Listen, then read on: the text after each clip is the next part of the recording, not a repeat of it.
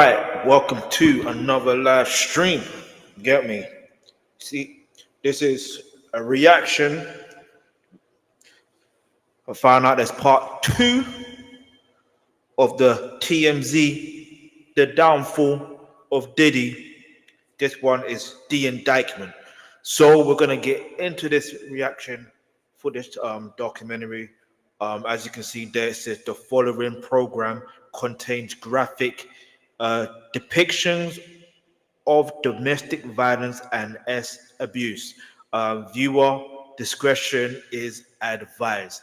And also, I'm also watching for educational purposes. And what I mean by that is there may be some things I see and hear where I'm going to be able to educate. And that's why I'm sharing things like this. All right. So let's just get into this.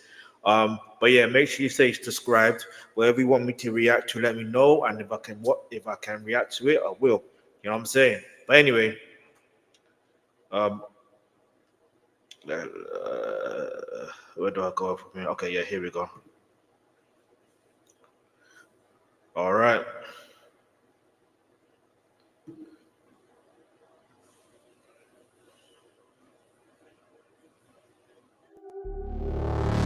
Today I'm announcing the unsealing of a 3-count indictment, charging Sean Combs with racketeering conspiracy, sex trafficking, interstate transportation for prostitution. This is the type of indictment you would expect from someone in the mafia. They start making this case, in my opinion, as a takedown of a successful black man. The freak-off sometimes lasted days. See, I genuinely do not like that narrative. And do you know why? Because it makes it seem like a black man is not that they can't be liable for criminal and immoral activities. That's what it seems like. No, listen. If Diddy, well, his name is Sean Combs. So his mom named him Sean Combs, so I'm going to call him Sean Combs, right? Not even if he committed a crime. The one crime we know he committed, there is clear evidence of. And even before the evidence was out there like that,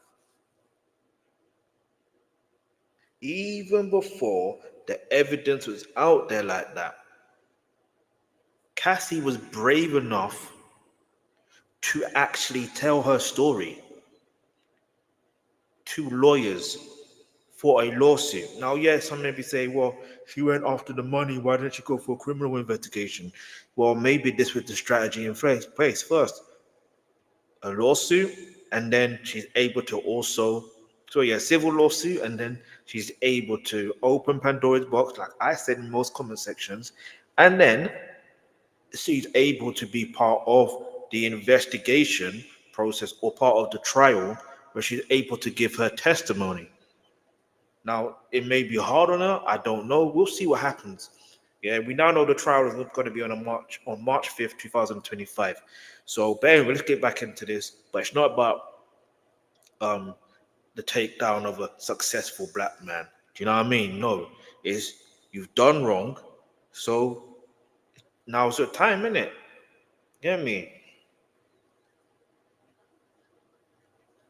Actions have consequences, you know what I'm saying? It's simple as that. Good or bad. Days at a time, involve multiple commercial sex workers. I've spoken to about a half a dozen of these different men involved, and I asked them, was there any indicia of lack of consent? And they said, absolutely not. And they seized cases of the kinds of personal lubricant and baby oil that Combs' staff allegedly used to stock hotel rooms for the freak-offs. More than 1,000 bottles altogether. How do you explain 1,000 bottles of baby oil? He has a big house he buys in bulk. I think they have Costco's in every place where he has a home. Have you sat in a parking lot of a Costco and see what people walk out of there with? Not 1,000 bottles of baby oil. Damn it. And like I was saying about the Cassie with situation. Cassie running for her life, I cried my eyes out. I'm going to show that video over and over and over about what happens to women that won't change their stories. Combs did not do this all on his own. If there are higher up people that are still famous right now that are on these videos, Hollywood is going to just implode. Does this compel you to put him on? See, I wouldn't say Hollywood would implode, because you got to remember, there's Hollywood and there's politicians and there's entertainers and there's royal family. You get me? But the thing is, yeah, you have to understand something. If they're on those videos and they're doing immoral or illegal acts, right? One, this is where it becomes a bit tricky, yeah?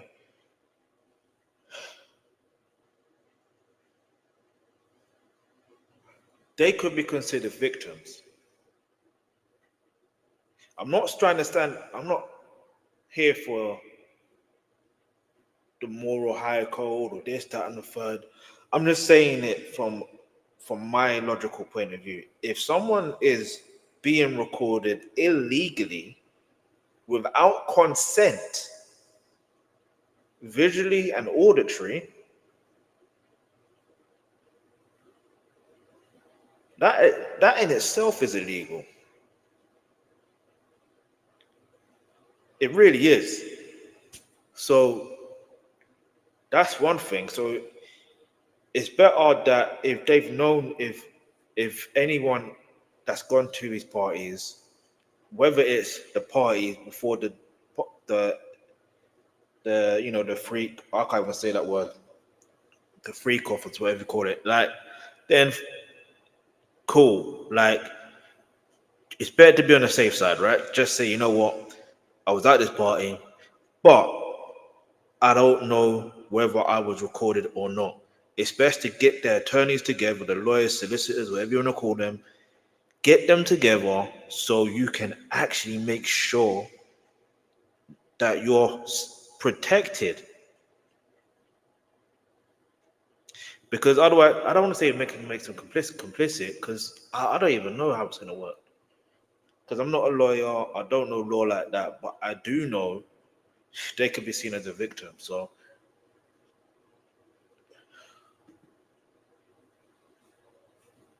On the stand? I don't know that I could keep him off the stand. I think he is very eager to tell his story. yeah, tell the story. Tell the story. The evil eyes, boy. He just looks evil. Obtained video of Diddy's arrest on Monday night. And I have to say, he was blindsided. Sean Diddy Combs was taken into federal custody in New York. This, according to TMZ. We're told it happened in a He was Midtown Manhattan blindsided. hotel where Combs had been staying, and according That to just shows sources you talking how to TMZ, this actually came a day earlier than originally what's the expected. word? The world-famous Sean Diddy Combs is expected to be arraigned on federal charges this morning following a grand jury indictment. Today I'm announcing the unsealing of a 3-count indictment, charging Sean Combs with racketeering conspiracy, sex trafficking, interstate transportation for prostitution. Diddy, among other things, he has been accused of sex trafficking, engaging in a conspiracy to foster prostitution, racketeering, kidnapping, narcotics offenses, arson, bribery. That is the beginning. The indictment alleges that on more than one occasion, Combs carried or brandished And my firearms question to is, intimidate and threaten. how victims and did he witnesses. get away with Indictment this for alleged so some of long? Combs' employees helped set up freak-offs in which women were forced into sex acts with male prostitutes. And they seized cases and cases of the kinds of personal lubricant and baby oil that Combs' staff allegedly used to stock hotel rooms for freak-offs. More than 1,000 bottles altogether. Prosecutors now say when this notorious video was taken, Cassie was actually fleeing a wild freak-off. I mean, this has gotten very, Stephen A. Smith. Hollywood's in trouble. Hip-hop and R&B is in trouble. Sean Diddy Combs has We're not gonna do pleaded that. guilty to several federal charges. We are learning in just the last few minutes that That's the one thing we're not going to do as well. We're not gonna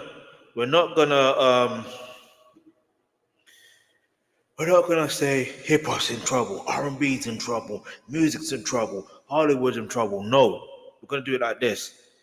if you are someone that let's say it like this. You cannot have that much big of let me not say that. Let's say this. Like no Diddy. Let's say it like this. If you do wrong in this life, you do wrong criminally, immorally, that's gonna come back on you, one way or the other. You can't dispute it. That's just nature. That's just nature. That's just God. Like the real God. I'm not talking about like everyone worships their own version of God or whatever. I don't understand it. But the God I know and the God I serve, nah. God ain't here for that.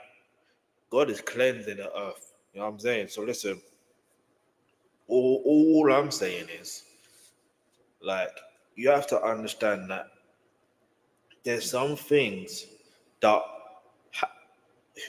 some humans do that are,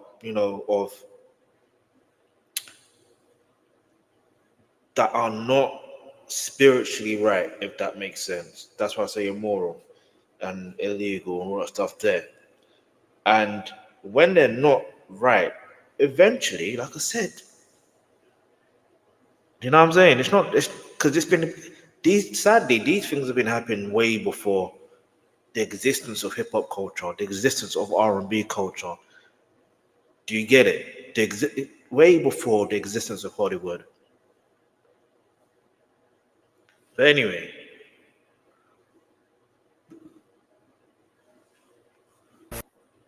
Federal judge is now refusing to grant Sean Diddy Combs bail. He is going to be behind bars until trial begins, whenever it is. Which is 5th of March, 2025, as we know now. The attorney called conditions horrific, but the judge sent him back, finding Diddy a danger to women.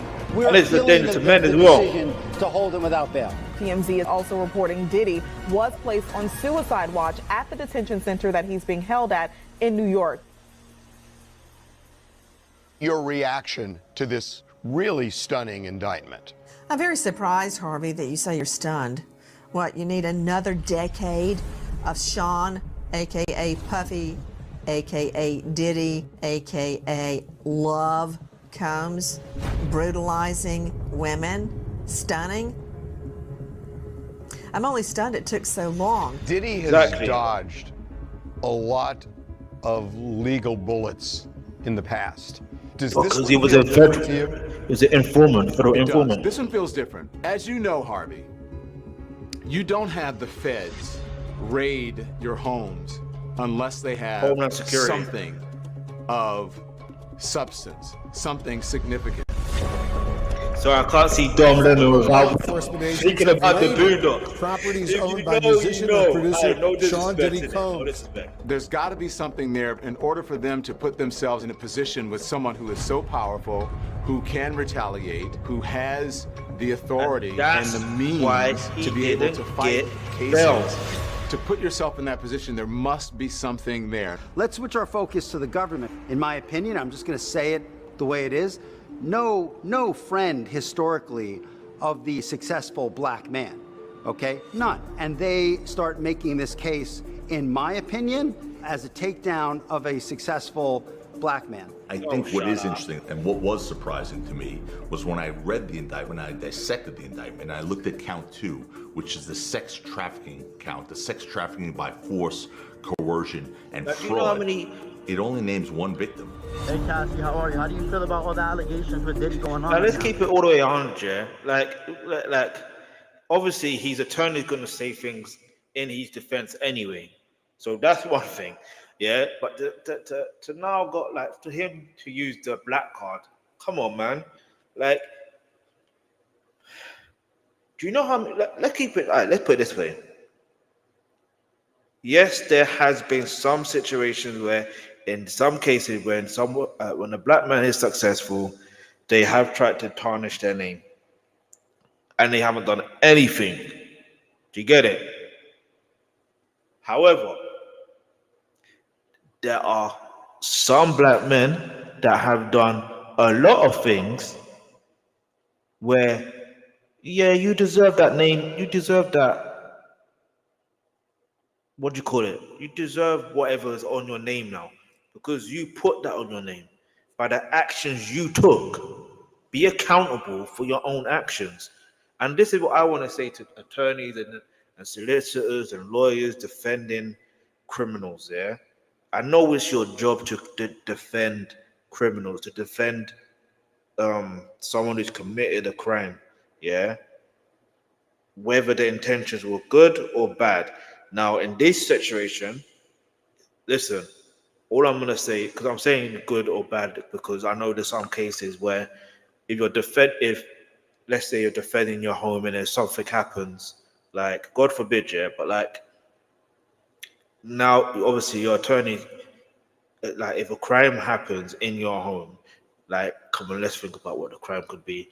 I'm not gonna say it on here, but like your lawyer or your attorney, whatever, has the right to defend you, and they can defend you because obviously then it will become like self-defense, more or less. Do you get it? If it really was self-defense, because you're defending your own.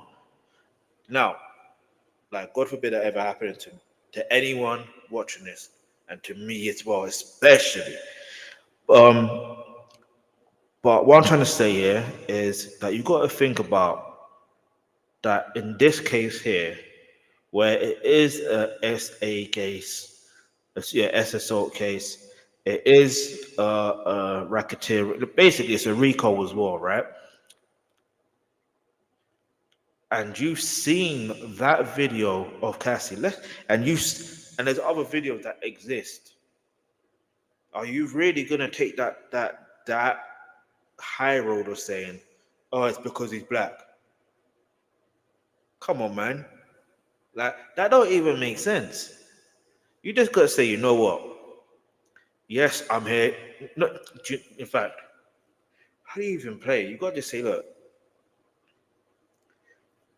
if all these evidence is against you, then pretty sure you just have to cop a guilty plea and try and reduce your sentence as much as possible.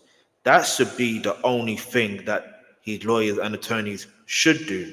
The same way I think they made it fair for the trial to be nearer, rather than being like a full year out or 2 years, because sometimes could be a trial, sorry, the arrest, and then a trial takes about like a year or 2 years until the first trial begins.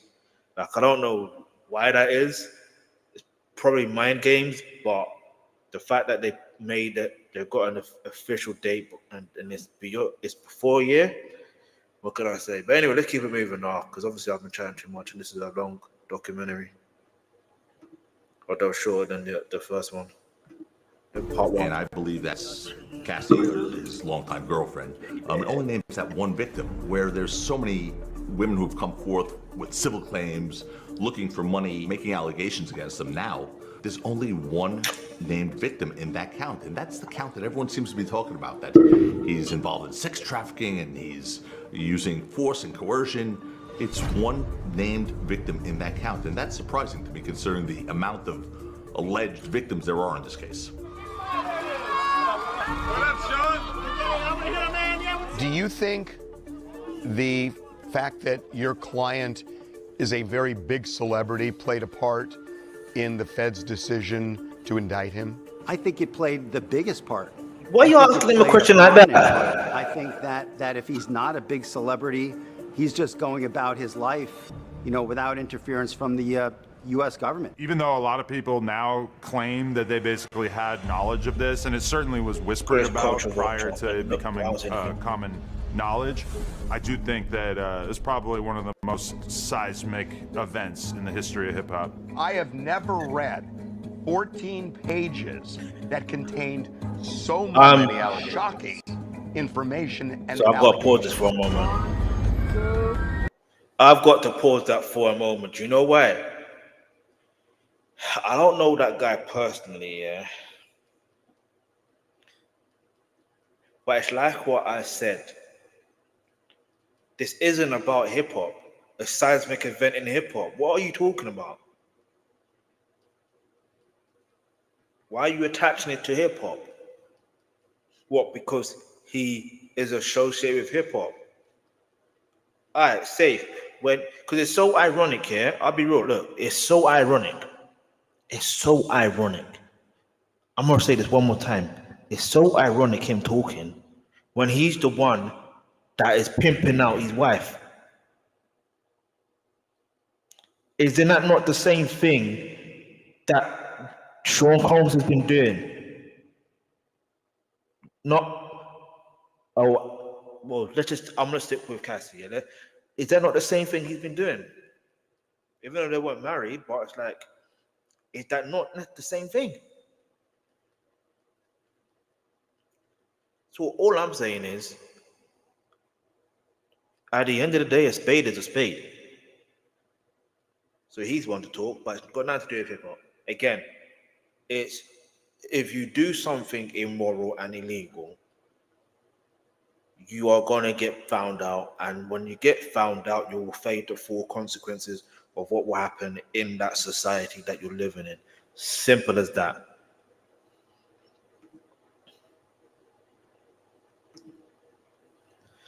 But he wants to talk. Anyway, I don't even want to talk about that because I got end up calling it a culture vulture. We all know he's a culture vulture. Someone in the mafia, not somebody who runs a clothing line. Matter of fact, you can call me Sean John. An alcohol brand. Let's be clear. Ciroc is for the culture. Someone who was at the top of the hip hop world. What y'all wanna do? Wanna be ballers, shot callers, brawlers. To hear charges of transportation, of prostitution, sex trafficking, it was pretty astonishing. You know, you mentioned the mafia. The mafia tends to operate underground.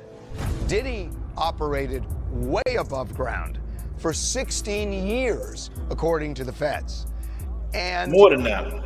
There were maybe whispers about this, but none of this came to light. The reality is, Diddy has had run-ins with the law several times, and it seems he always has gotten away with it. So this was really just a build-up. He was, of course, going to operate in plain sight because nothing ever happens to him until now.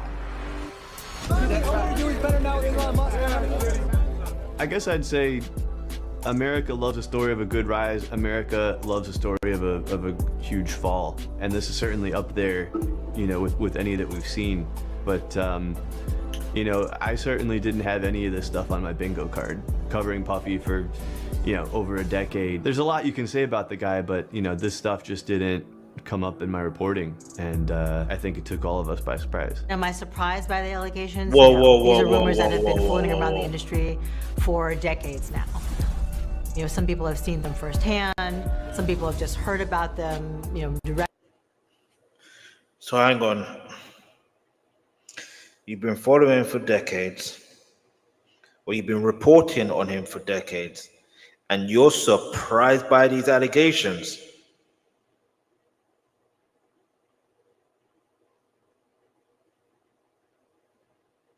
Wait. I've got to just process that information, what he just said. You follow someone for decades, or you report on someone for decades,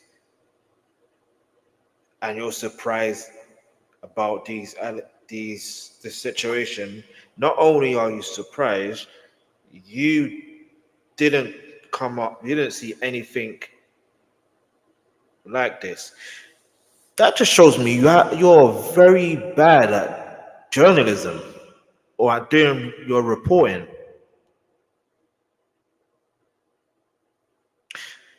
Because if you look at the way,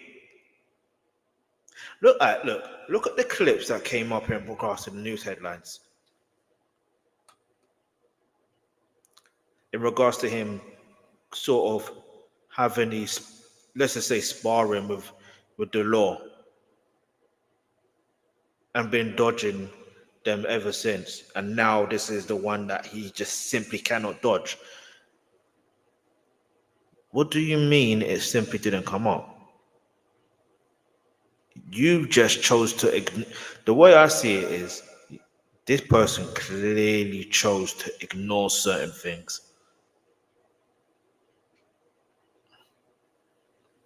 Even Diddy himself said something about him. I forgot what it was precisely to do. I think it was to do with his parties. Like, the thing we're doing, I will be arrested or something like that. Like, he said that he will be arrested or something like that. So hang on. If he would be arrested, he knows he's doing something illegal or immoral and stuff, things of that nature. And true to the power of the tongue, he's been arrested. Anyway, let me know, because I can continue, because some people just anyway.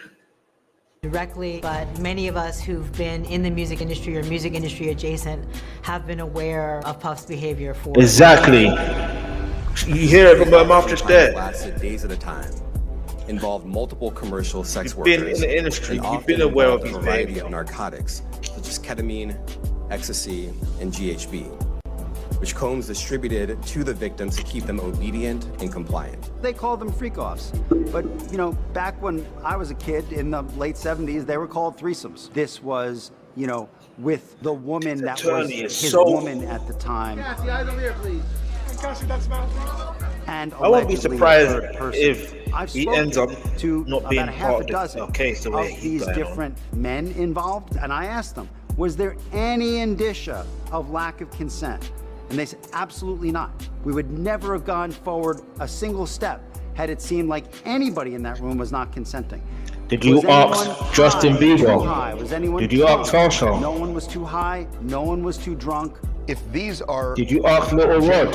threesomes, Did you ask Steve J? bottles of baby oil? I don't know where the number 1,000 came. The U.S. attorney said it. I can't imagine it's thousands. I mean, and I'm not really sure what the baby oil has to do with anything. They're essentially saying it's a lubricant for an orgy. I guess. I don't know what you need 1,000. One bottle of baby oil goes a long way. I don't know what you need 1,000 for. How do you know that? He has a big house. He buys in bulk. I think they have Costco's in every place where he has a home. I mean, have you sat in the parking lot of a Costco and see what people walk out of there with? Not 1,000 bottles of baby oil. I don't think it was 1,000. I think it was. Let's just say it's a lot. Okay. The U.S. attorney has said that the freak-off parties are going to be the core of this case. I've covered a lot of cases in my day. I cannot think of a single one that is more salacious than United States versus Sean Combs. I cannot think of anything that even comes close. I can't either. And, again, if we start hearing the details of what went down at these parties, I mean, I remember back in the day, the allure of a Diddy white party.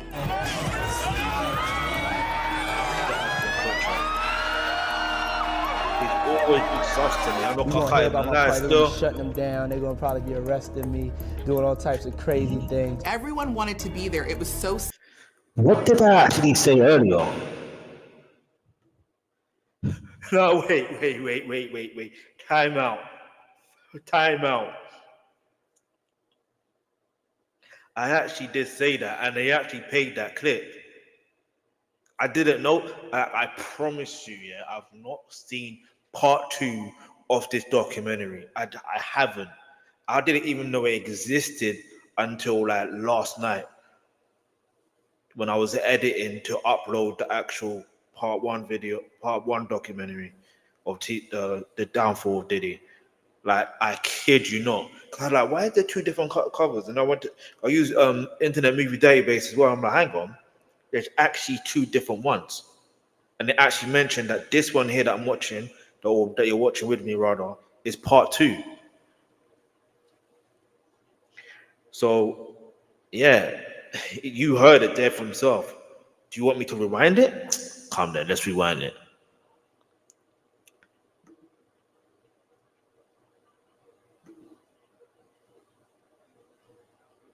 Hang on, hold up. There. I think it was, let's just say it's a lot, okay? The U.S. Attorney has said that the freak-off parties are going to be the core of this case. I've covered a lot of cases in my day. I cannot think of a single one that is more salacious than United States versus Sean Combs. I cannot think of anything that even comes close. I can't either. And, you know, again, if we start hearing the details of what went down at these parties, I mean, I remember back in the day, the allure of a Diddy white party.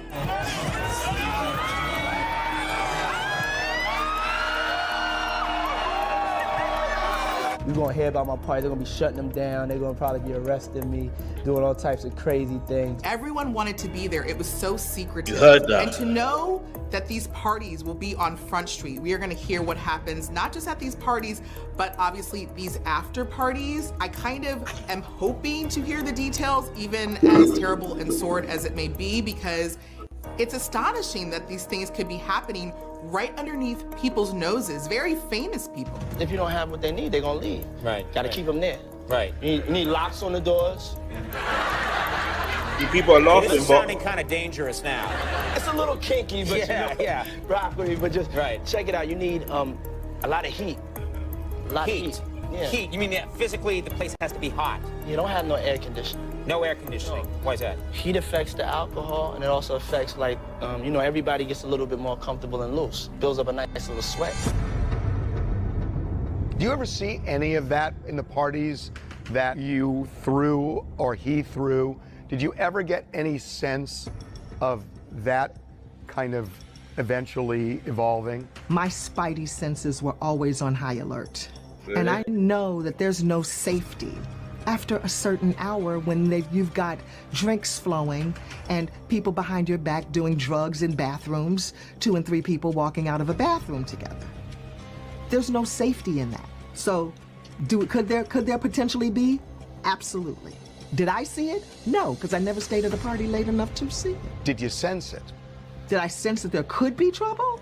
There could be trouble riding on the subway. Yes, I sensed it. Yes. There's no way out for Diddy on this. I'm just telling you. No pun intended. Intended. All he's going to be able to do now is whine about his jail. Remember that album, No Way he Out. might get in a better jail. He's going to whine about his tuna fish sandwich and his bunk and his naughty roommate. Have fun with that, Diddy. Very good, man. Here's a man who has made some of the most important businesses owned by a black man. Run, owned, created, founded. The vision was that of a black man. What have we done? We have reduced him, not everyone, but a large amount of our society, to being a monster. That should make us shake in our boots. Down here at Pura Vida by my Now listen, he is a monster. Into the man right here. What's up? He is a monster. It's not even a joke thing. Like, no, he is a monster. Like, even Tupac said he didn't say it word for word or verbatim that he was a monster, but he alluded to him being a monster, bruv. So when you think about it, man, this is scary, you know. It's scary because we don't know. It's easy to look at this and be like, okay, we know the outcome's going to be this, we know the outcome's going to be that, but we don't really know. And the fact that this is all coming out now, and it's like, if there's something that needs to be, like, you know what it is what the day before, a few days before, Kendrick Lamar released the song. I thought the song was called Black Air Forces, but in that tune, he mentions a particular phrase. It's time to watch the party. And who do you know that normally does parties?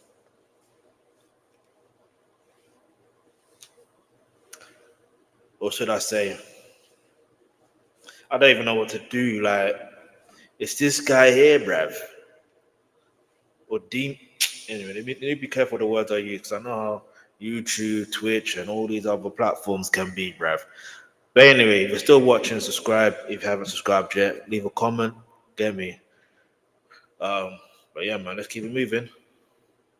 The indictment alleges that between at least 2008 and the present, Combs abused, threatened, and coerced victims to fulfill his sexual desires, protect his reputation, and conceal his conduct. This is the government scrutinizing his businesses. His businesses are fine. Scrutinizing the taxes. He pays his taxes. He does everything right. What's the last vestige? We're going to go into his bedroom. We're going to go into his bedroom because maybe we don't like the way he's having sex. Diddy, come on, hook us up. Hook a brother up, man. Really? I really wanted to get somebody who is just all over this genre. And I want to talk to you about the whispers. Because according to somebody who's all over the genre. Genre of what? If you're talking hip hop, do not talk to this culture vulture, bruv. You want to be talking to someone like the art of the dialogue. You want to be talking to someone like, let's think. Someone who's gonna be like literally non-biased, yeah, in the hip hop scene. You need to be talking to someone like Professor Griff. Oh yeah, Professor Griff. He's been talking about Diddy for years. He's been talking about Diddy for years. Someone is going to be non-biased, not someone like this. Now, no disrespect, yeah.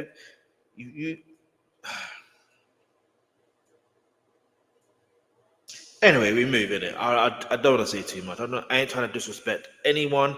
I get it. That's his hustle. His hustle is, but then he also has the other hustle where I'm like, it don't add up, right?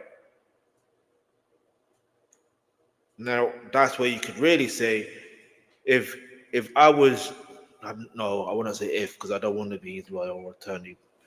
But the thing is, if you are going to use the black card, then you could say, what about this guy here? You know what I'm saying? What about Adam 22 or whatever his name is?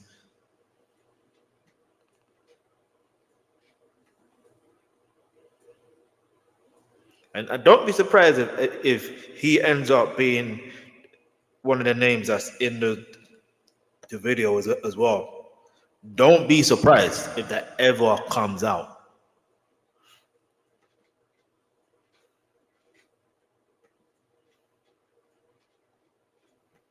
This has been going on for 16 years at least. And yet nothing surfaced publicly until Cassie. So what were the whispers over the years? What were people saying? There was a lot of talk of parties or Diddy parties as they're kind of known now. It was always sort of known that if you went to a party at Puff's house and were you to stay past certain hours, that you might be introduced to some sort of, massive orgy, or there was just a lot of whispers about what it might have consisted of. This is about we. This and how do you know that? Fucking bad boy, bitch. We love everybody. You've been there, right? Certainly, I don't think that it was common knowledge that there was so much non-consensual stuff going on or any of the seedier allegations, but it was definitely discussed. Years ago, Diddy was on Ellen DeGeneres' talk show, and she even joked about that. I could think of you of starting a party at like midnight. Like what time will it go till? That's a different type of party, though. Uh-huh. No, it'll go from like 9:30 to like maybe 3 o'clock, 2, 3 o'clock. And then, we have the top 2 floors of the hotel. And then it will carry on there? Yeah. Then no, I mean the after party. No, I know about them. I'll listen to the music. I've heard that song, After Party.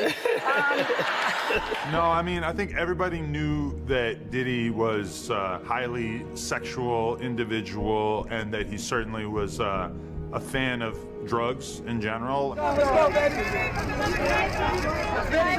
people knew he was a fan of drugs. Let's be real. How could this go under the radar for 16 years? I think that Diddy, over those years before he was apprehended, I think that it was just his ego just kept inflating and he kept getting away with more and more things. If you go back to the Shine incident, that was an incident in which he assaulted somebody in a nightclub in front of, presumably hundreds of powerful people, influential people. Prosecutors then say one of Combs' associates 19-year-old Jamal Barrow, also known as the rapper Shine, opened fire, while Combs reportedly pulled out a pistol of his own. And he got away with it. He was able to make this young artist basically take the fall for him. I had nothing to do with a shooting in this club. This is how I know this guy isn't really for the culture. Because, okay, yes, it has been, the narrative was out there that Shine did take the fall for Diddy or Puffy or Sean Combs, whatever his name is. Now, the thing is,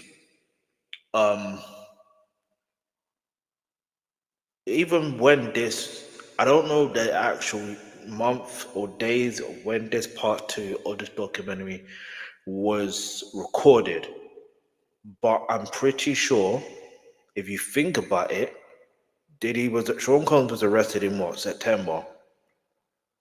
I'm recording this live stream on the 20th of October 2024. Like I said, his arrest was in September 2024. So the issue, not the issue, well, it is the issue. The issue is there's a lot of information out there showing that Sean Combs, the person he shot in the face, Nathaniel, I got to be careful with my words. The person who he blanked in the face,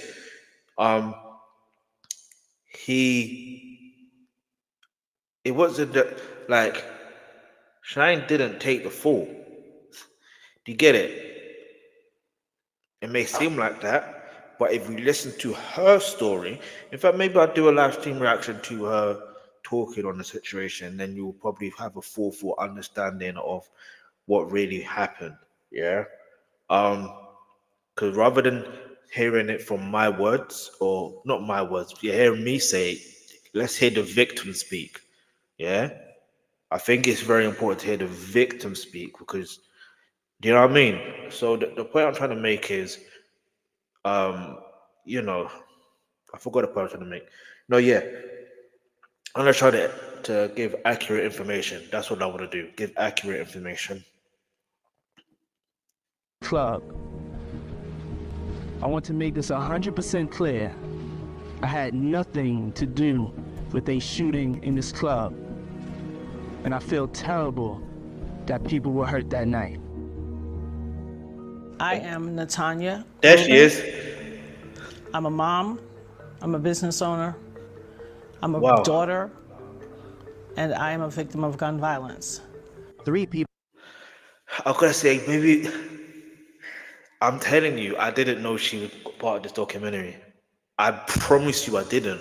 So maybe I don't have to do the full document, my live stream reaction to her talk. Maybe I do actually, because she probably could. I don't think she could. I don't know. I don't reckon she will go into proper detail about the case, because there were some things she said. I was like, yo, Sean Combs really is a monster. Like, he really is a monster. So when his bail got denied twice, I wasn't surprised.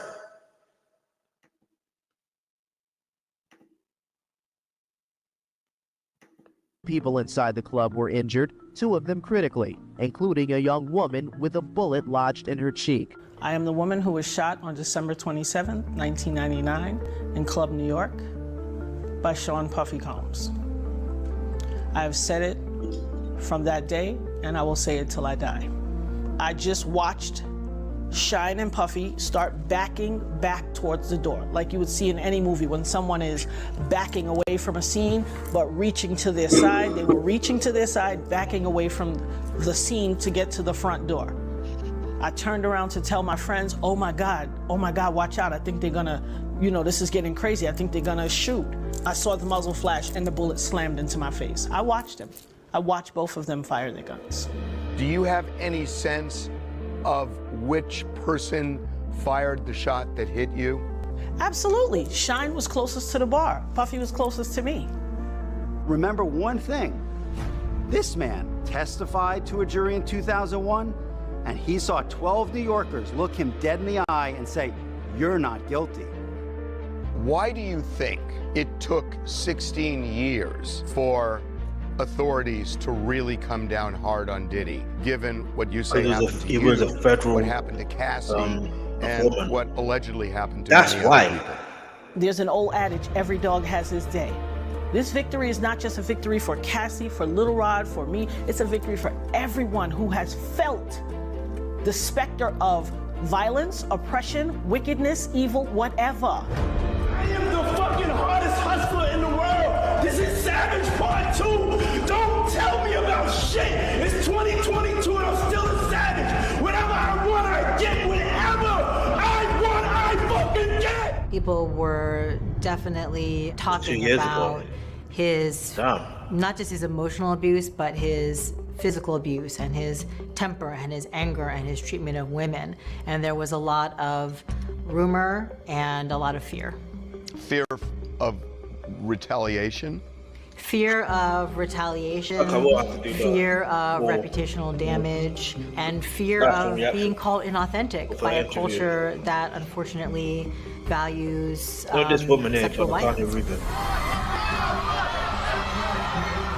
The personality profile that I would assess to Puffy during the years we were working together was very hardworking, ingenious, creative, demanding, prone to temper tantrums. If he didn't have his way, screamed a lot. Did y'all know that's the hustle? You make enough money to pay everybody so you don't do shit, but be as happy as you can be. I want to be happy. I pay too many people. I have heard that you would refer to Diddy as the problem child. Is that right? Yes, I called him my problem child. I used to always joke that I had the notorious B.I.G. and I had the notorious VIP. And the notorious VIP is Puffy. I wanted everybody to meet Cassie. Y'all might have. Sean Diddy Combs was a hero to a lot of people. He also fed a lot of mouths, and he kept a lot of people clothed and employed. So people were afraid to come out and talk about it. I mean, I interviewed his former makeup artist, Mila Morales, who said she was horrified at what she heard. She heard him beating Cassie behind closed doors and basically got her out of there, packed her bags, and then, took her to see a doctor. So I think people were afraid of their, for their careers. They were afraid for their livelihoods. He was very quick to anger. He was quick to have a reaction to things, and he really felt that he was impenetrable. He felt that nobody could go after him, that nobody could take him down. He had a God complex. Puffy really had a God complex, and that defined a lot of his interactions with people that he considered lesser than. Act bad, it's gonna be an act bad summer. Act bad, just me as being free, showing himself, letting go, not giving a fuck. Get ready to act bad. Diddy was able to get away with lots of stuff for a long time for a few reasons. One, he was cast in the public image as the alternative to Suge Knight. Suge's the big bad monster. Diddy's the nice guy that wants to get along. Diddy is also quite charming. He will disarm you with his smile, with his conversation. And in my interactions with him, he's a very nice guy. I have nothing bad to say about him. I've never had a bad interaction. And they purposely found, not purposely, whoever put this together, they're very smart. They're very smart because that image there of Sean Combs behind, a board of where it says Clive Davis,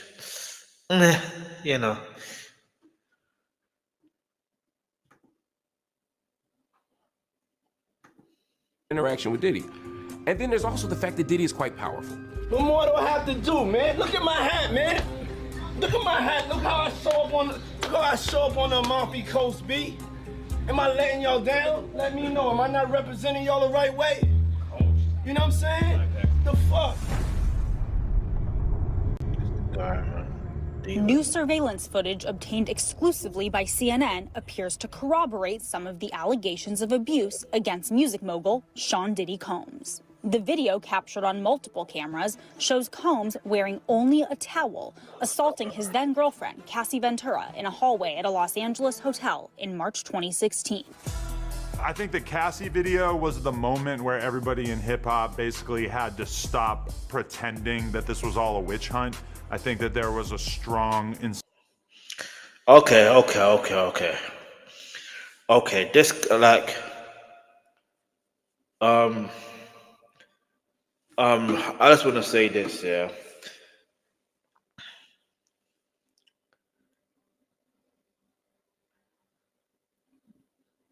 You can tell when someone is really for the culture and when someone is for the culture. This person is not for the culture. I'm not trying to disrespect him, because I'm trying to be very respectful here. I'm only saying this because, like, you can't speak for everybody. That's one thing. And two, it wasn't the case that of people were pretending like that there was a witch hunt, or pretending like there was a witch hunt. No. If you are really from the culture, you would notice that there's some people in the culture that even works with Diddy or Sean Combs and been telling you about Sean Combs' behavior. They've been saying it for years. Cass, if you're talking about like the abuse, like the physical abuse, Cassie, sadly, isn't the only person. Do you get it? Kim Porter is one of the... I don't know if she's the first, but she 100% is one of the victims before Cassie, right? And I'm saying this to say this. You have to realize that there's a lot of people within the culture of hip-hop that have been talking about Diddy's behavior for years. Now, if you're talking about this particular case, when the case came out, when the lawsuit came out before the video, let's talk on this.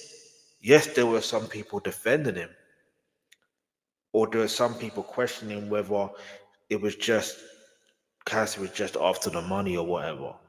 Yes, you had a few people doing that, and that's some people that ain't even from the culture either.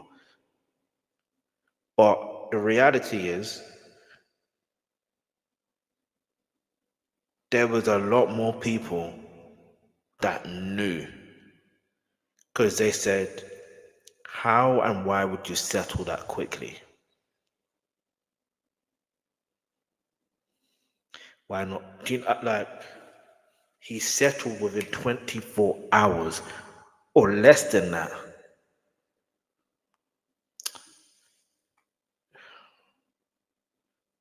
Crazy, man.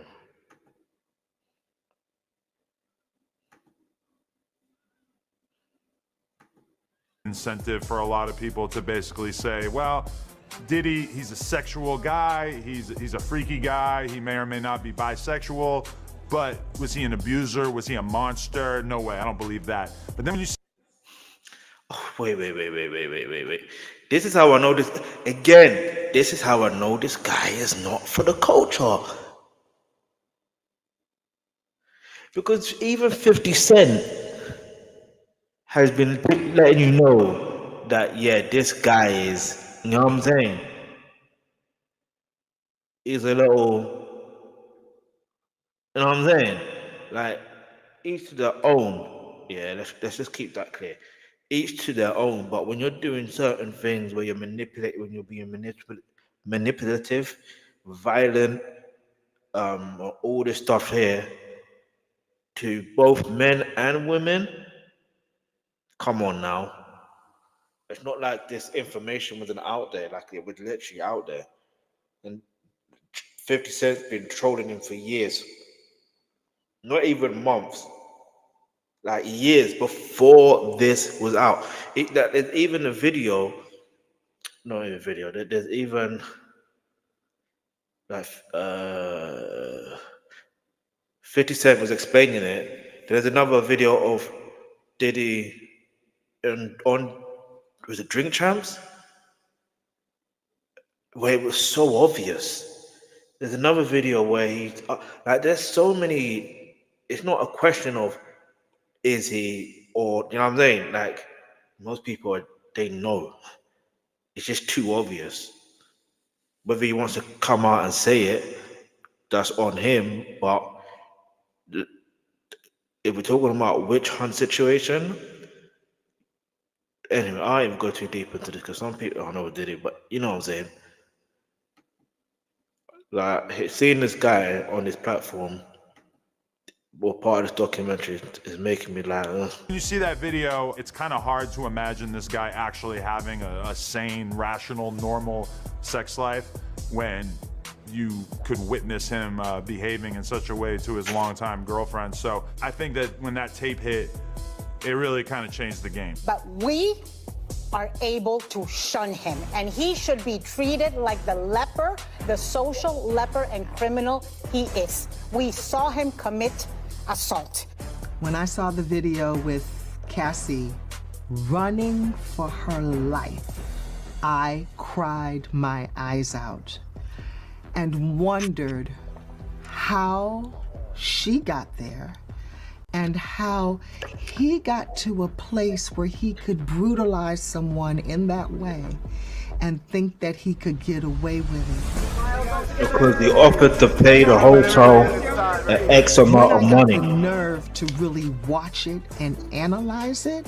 I was stricken with how easily he delivered the blows. As Ventura lies on the ground, Combs then kicks her twice. Anybody who has watched that video, and I imagine millions of people have watched that video, you can't watch it and think that is a man that has compassion, that is a man that treats women well. There's no excuse for anything that happened on that video, and he's gonna have a hard time convincing anyone, especially a jury, that he's a stand-up guy and has been for years, and that was just a one-off thing.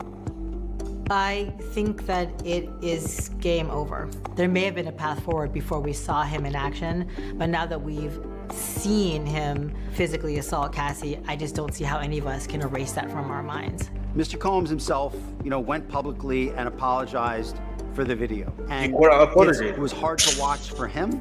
It was hard to watch for me. It's hard to watch for anyone. All right, I want you to go watch any other videos. It is not evidence of sex trafficking. There was a certain level of toxicity.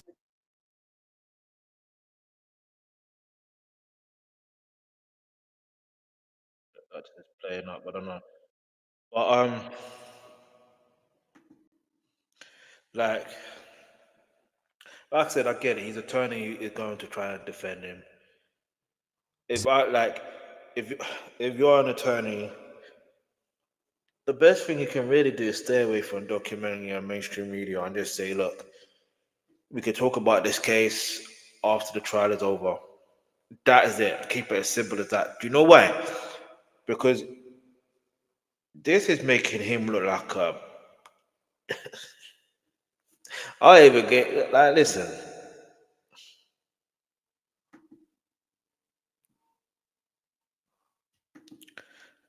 I don't know, make sure you like this video. Like. Drug use in the 10-year relationship between Mr. Combs and the woman that he was in love with, very much in love with, and who was very much in love with him for a period of 10 years. Their difficulties did not stem from their intimate time together. Their difficulties stemmed from the fact that she was cheating on him and he was cheating on her. So you're excusing that behavior? That video is terrible.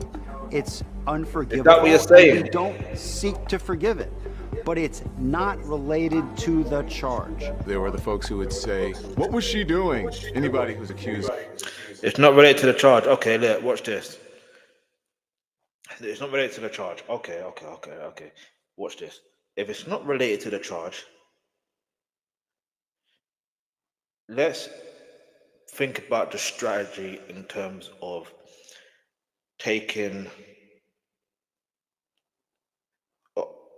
making sure that Sean Combs is seen as the monster that he is. Let me put it that way, where he gets the full consequences for the behavior that he has been doing for years, right? Okay.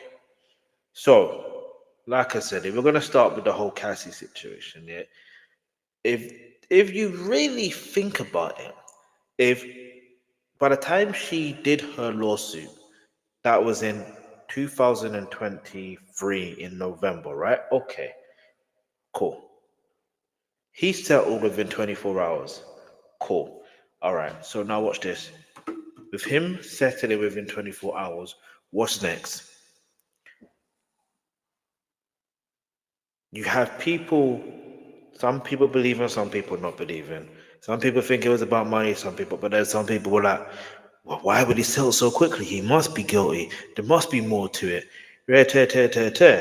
All right, cool. Now watch this. It clearly, because from the, if you actually read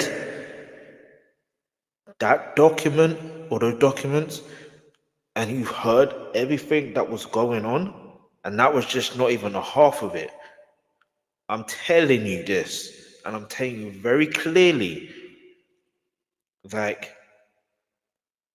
I knew, this is why I said this is going to open Pandora's box.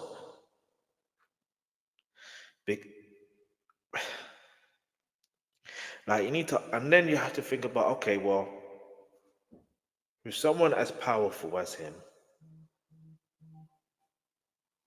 let's focus on the fact of him knowing how he uses his power and why he was able to get away with things for so long, because he knew how to use his power. So that's why that civil lawsuit happened. That's why she won that case, more or less. Well, yeah, civil lawsuit. But she still has to heal and continue to heal, should I say. Now, like I said, it opened Pandora's box. Now you have other people coming in with their lawsuits, telling their stories. And then within that lawsuit from Cassie, she mentioned that situation there was to do with her, there was like a freak off that was happening in and around that time as she was running away. I can't remember the word for word. Now, what has Diddy been indicted for, arrested for? What are one of his charges? In fact, more charges are being added. So I don't know what his lawyer's doing or his attorney, but it's obvious that he doesn't know what he's doing. But more power to you. Go get your money. Of beating a woman or putting their hands on a woman. We don't know what she was doing before that to cause him to do that. Well, there's nothing that you can do to cause someone to react that way. No one deserves to be beaten like that. What's up, Diddy? How you doing, man? How you doing, man? Do you think the defense will try and argue to the judge that the Cassie video is so incendiary, so inflammatory, so prejudicial that... So I almost forgot to mention that. So yeah, the reason why because part of I forgot to say, part of the reason why the video was released in the first place is because some people weren't believing, and there was an arrest was gonna happen sooner or later. That's what was gonna happen.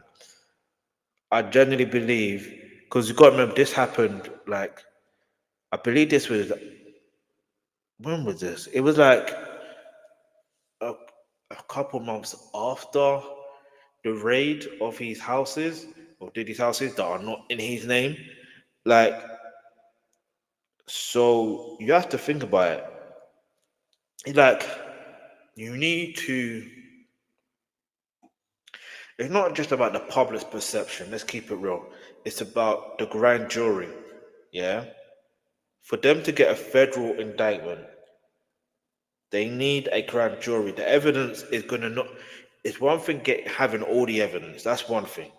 But it's another thing to have a situation where you're like, hey, yo, if we arrest him, we got to make sure that he cannot get bailed. And that was why, because anyone, like, obviously the public have seen it. The majority, well, I don't know how many people have seen it, but it was released on CNN, right? So you have to think about it from that angle. Okay, so why was everyone else be able to see that? So they can understand that this guy is a monster, and if you've been a victim of his crimes, you can now come forward to share your story and seek the justice you deserve. That's what it's about. That's the way I'm looking at it. I could be completely wrong, but you can leave your perception of this whole thing in a comment section below.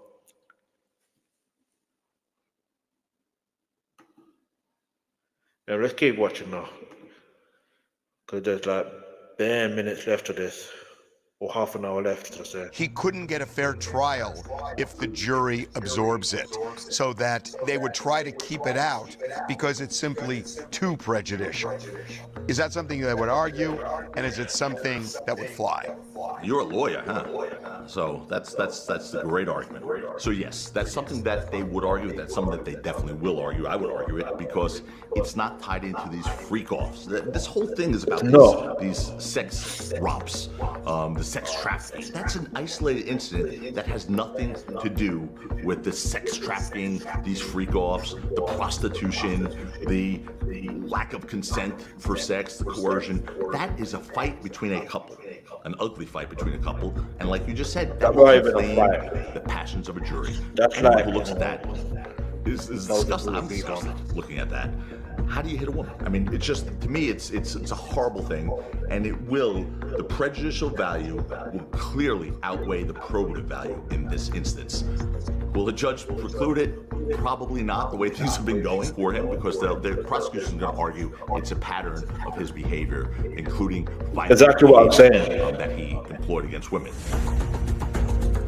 The Cassie video was such a big deal, but really him throwing his girlfriend on the ground in the hotel hallway, that kind of pales in comparison to a lot of the things that have been alleged in this indictment. So if there's further video footage, and presumably there's a lot of this footage, it's gonna be crazy.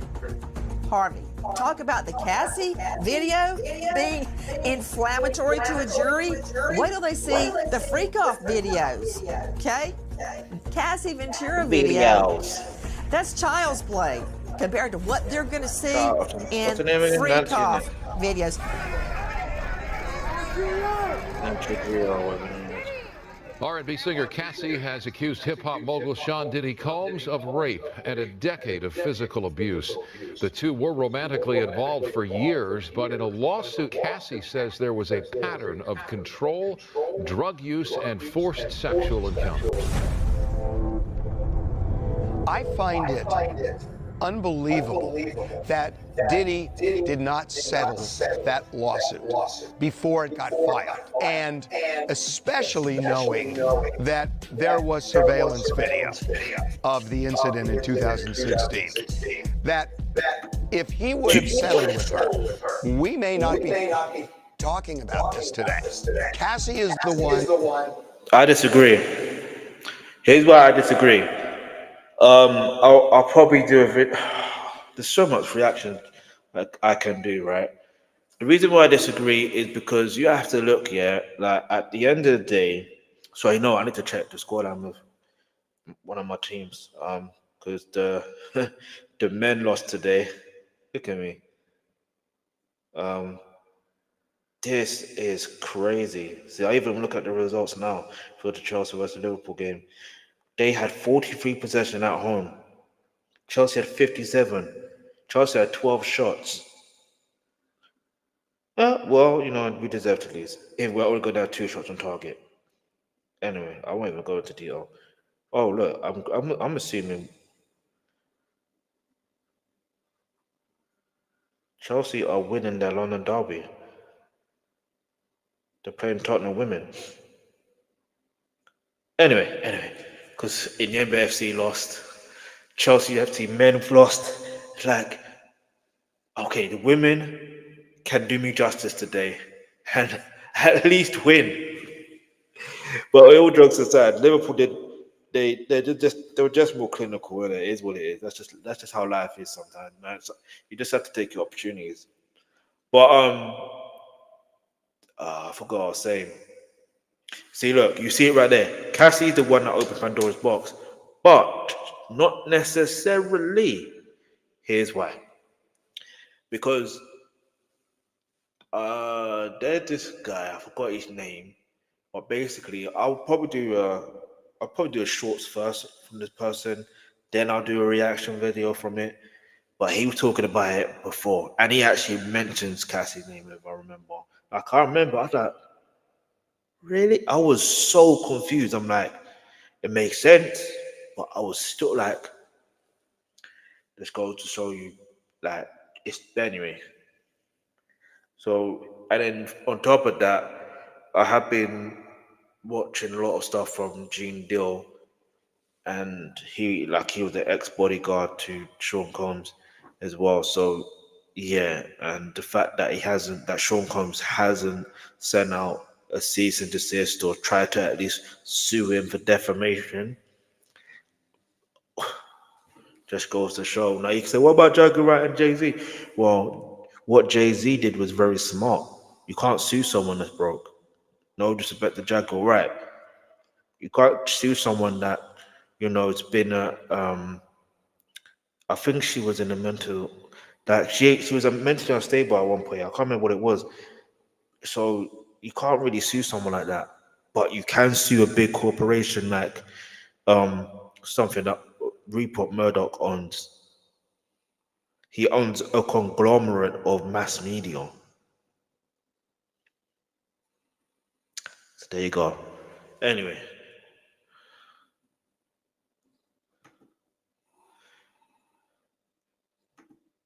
Give me a second. That opened Pandora's box. And had she just gotten the money, gone away, Diddy might be a free man today. I have to imagine when Diddy woke up in his jail cell that first day, he thought, why didn't I just take the deal? Because exactly that. If he had just settled, we probably would have never known any of this went down. So for us, it's a blessing, because if he is found guilty of all the things that are alleged in this indictment, we don't want a person like that walking around in society. Main emotion I always get when I see a man putting hands on a woman in this way is just disgust and disappointment. Like, yeah, Diddy need his ass beat. Like, I wish Cassie would have had a gun on her and would have shot him right there on the spot. Yeah, but then she would have went down for if he survived that. I don't understand how this case was handled on behalf of on behalf of Combs. There's no reason. This is what I tried to say earlier. Have those settlement negotiations, which they were engaged in for quite some time, not agree to a settlement, let her file the case. Have a front page of every newspaper have explosive allegations against your client, and then settle it one day later. That was absolutely the worst of all worlds, because what you have is now an allegation that destroys reputationally this guy. It's actually what started this federal investigation. Had Diddy settled with Cassie before she filed what I tell you, this started the federal investigation. You and I might not be speaking today. I agree with you 100%. There's no criminal case if that happens. The lawyers let her file a lawsuit, settle 24 hours later, and open Pandora's box. That's pretty incredible. And unfortunate. Had it been settled quietly, they would have never have known about it to have the opportunity to do what they did. He must be kicking himself for that. He is so focused on trying to right this wrong that it's actually giving him a form of strength and a form of confidence that I think is going to get him through this difficult time period. There's an adage that we have in my office: don't tell me what I did wrong, tell me what I do next. And that's where he is. Cassie Ventura's bombshell lawsuit in November that opened the door, really the floodgate. An old adage saying in his office, Don't tell me what I did wrong. Tell me what to do next. Wait. I might have to rewind that. What? Don't tell me. No. Wait. Now I can see why Sean Combs feels like he's confident. One, he's confident because he feels like when you've gotten away. I'll put it this way, yeah. I will never compare myself to Sean Combs ever, but I'm gonna use it like this. No, let me not do that. You know when you're a child and you've gotten you create trouble for no reason, just for no reason, yeah? You're just troublesome. And you literally get away with creating trouble, yeah? And so it's like, it gives you a confidence that, you know what, if I do this, I'm going to get away with it. Because I always get away with it. Do you get it? And even if you get in trouble, you still feel like there's a way for you to get out of that trouble, because then the previous time you got out of trouble, so it gives you that extra confidence. Let's think about all the charges he's had in the past. See what I'm trying to say?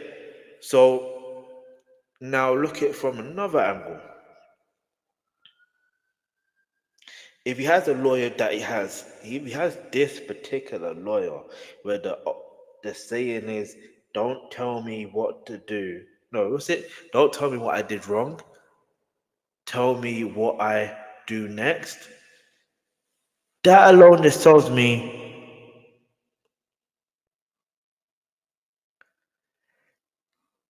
you're just as worse. That lawyer or attorneys are just as worse as their clients. What do you mean, don't tell me I did wrong? No, you did wrong.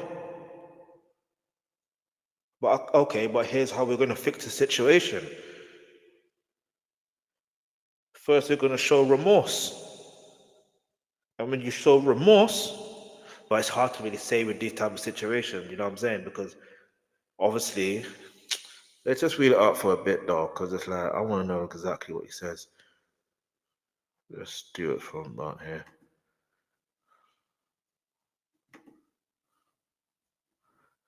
No.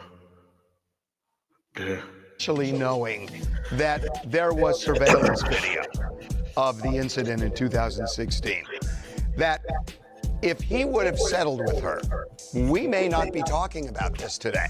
Cassie is the one that opened Pandora's box. And had she just gotten the money, gone away, Diddy might be a free man today. I have to imagine when Diddy woke up in his jail cell that first day, he thought, why didn't I just take the deal? Because exactly that. If he had just settled, we probably would have never known any of this went down. So for us, it's a blessing, because if he is found guilty of all of the things that are alleged in this indictment, we don't want a person like that walking around in society. Exactly. Not just in hip-hop, talking about society as a whole. I always get when I see a man putting hands on a woman in this way, it's just disgust and disappointment. Like, yeah, Diddy need his ass beat. Like, I wish Cassie would have had a gun on her and would have shot him right there on the spot. Honestly, I don't understand how this case was handled on behalf of P. Diddy, on behalf of Combs. There's no reason to have those settlement negotiations, which they were engaged in for quite some time, not agree to a settlement, let her file the case, have a front page of every newspaper have explosive allegations against your client, and then settle it one day later. That was absolutely the worst of all worlds, because what you have is now an allegation that destroys reputationally this guy. It's actually what started this federal investigation. Had Diddy settled with Cassie before she filed a lawsuit, you and I might not be speaking today. I agree with you 100%. There's no criminal case if that happens. The lawyers let her file a lawsuit, settle 24 hours later, and open Pandora's box. That's pretty incredible. And unfortunate. Had it been settled quietly, they would have never have known about it to have the opportunity to do what they did. He must be kicking himself for that. You know, he is so focused on trying to right this wrong that it's actually giving him a form of strength and a form of confidence that I think is going to get him through this difficult time period. There's an adage that we have in my office: don't tell me what I did wrong, tell me what I do next. And that's where he is. Kind of saying that, and you're an attorney. November that opened the door, really the floodgates, for all these similar allegations to come forward. Well, this latest lawsuit was filed by adult film star Adria English. She alleges that she was forced to drink alcohol and consume drugs, and then was, quote, passed off to be sexually assaulted. In a 79-page lawsuit filed by a music producer who claims to have worked with and lived with Sean Combs for a period of time, alleges there were underage girls, hidden cameras, and sexual harassment at his home. How you doing? In a new lawsuit, Don Richard, who is a member of the Combs-formed group Danity Kane, accuses him of terrorizing and sexually abusing her for years. Don Richards, isn't it? The way this Music mogul Sean Diddy Combs is facing new sex assault allegations. A woman named Talia Graves just filed a lawsuit accusing him of drugging and then raping her. This is more than 2 decades ago. It opened a Pandora's box because what else it did was this: if you make a claim against me within 24 hours, I will settle with you. So of course now the floodgates open. Legally, I don't understand. That was maybe the worst strategy I've ever seen in my life. Shocking new accusations. His alleged victim humiliated and traumatized. Diddy's legal troubles just got bigger. Sean Diddy Combs faces another new lawsuit, the second this week. A fourth woman is now suing music. What strategy for who? It's like the best strategy for the victims.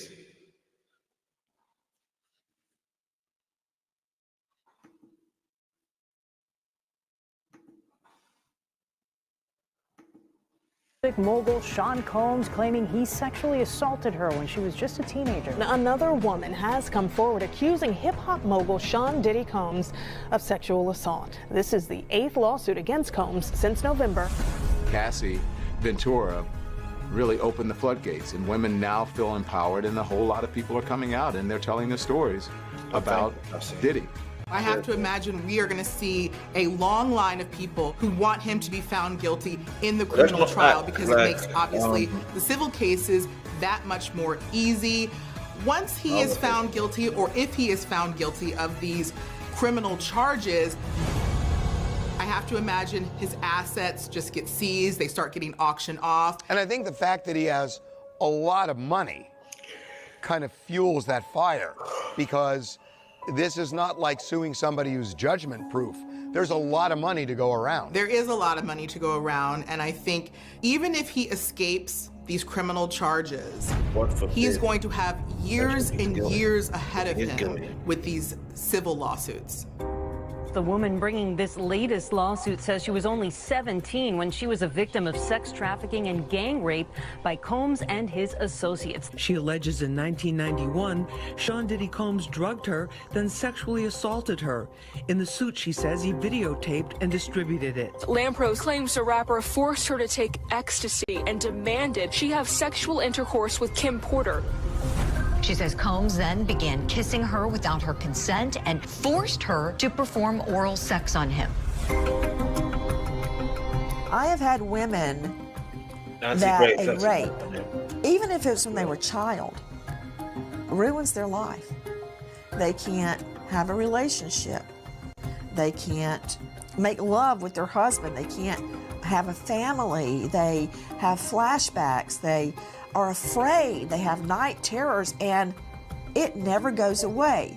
And if you do manage to marry or have children or have a family in some way, it affects the way you raise your children, how you see the world. It's never over, Harvey. It's never over. No, not yet. You messing up. That's your problem. I got a nice, go get a drink downstairs. Combs allegedly planned and controlled the sex performances, which he called freak-offs, and he often electronically recorded them. one thing about criminals is they're always the breadcrumbs. And speak loudly when somebody does something bad. But they've been silent on Diddy. I'm wondering if there are a lot of nervous people in this town, especially now knowing that there are videos. There should be a lot of nervous people in this town. If there are higher up people that are still famous right now that are on these videos, it's going to blow. I mean, Hollywood is going to just implode, I think. Diddy party stories, they're our favorite genre of anecdote, if you have one, yeah. Wow, okay, I've got a lot I can't tell. So, I can't tell that one either. Fair to say that some of these videos might include people other than Cassie and Diddy, and that there might be other celebrities on these videos. I don't know of other celebrities, I'll tell you that. In terms of the other people, I don't want to comment on that until I've seen them. That's probably a bridge too far for me because I haven't seen the evidence yet. But you know, we'll see what we'll see what's on them. What about his desire to bring celebrities into the fold? So I'm going, you're his attorney and you haven't seen these videos. Obviously, he's gonna have to look at these videos before the trial happens on the 5th of March 2025. But come on now, like, as an attorney, you should be ahead of time. You should be. This is why that saying, "Don't tell me what I did wrong. Tell me what to do next." Okay, telling you what to do next is tell me everything you did wrong for you to be in this situation. Do you get it? Just be ahead of time. Say, do you know what's not funny? The interesting thing about this whole Diddy situation or Sean Combs situation in regards to these videotapes, he probably doesn't know who's what, where, and how. Because remember, he's also someone that is drugged up himself, like high himself. He probably, like, I remember there was an interview on, again, this probably on, this is on the Breakfast Club, and I remember him saying something like, even Charlamagne was saying it, and even what he's wearing is super sus, but it is what it is, right? But other than that, like, what? When Charlamagne referenced what Diddy had been saying in those parties, allegedly, let's use the word allegedly, because I can't remember the video word for word, but he actually said those words, basically, what he allegedly said. Now, here's the thing. Do you know what Sean Combs' reaction was? He was shocked and surprised. And not only was he shocked and surprised, he's like you have to, his reaction looked like, damn, I've got to be careful what I'm saying. Because I don't, like, and that's the problem with people who think, or people who do bad for so long, or do something for so long, and they get away with it. They continue doing the same thing, thinking it's normal, until they realize, whoa, this is normal settings, or no, this is what real normal settings is. This is something different. Like, it's so wild. Like, I don't even know what to say, man. But anyway.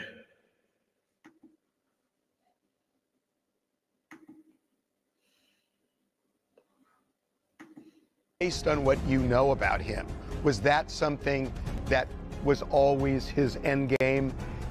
Because what I'm wondering is, what's on these videotapes? I think the prosecutors have them.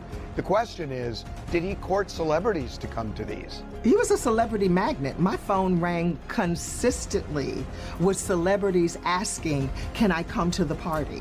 When is the next party? Put my name down, take my number. The parties were fantastic, Harvey. They played, no, don't be doing that. Fantastic. And then they went sideways. I said, play those horns, Quincy. Listen, you know, Nah, I'm gonna be a little bit conspiracy theorist here. It is what it is. And this is just me saying this, yeah. This is just me saying this.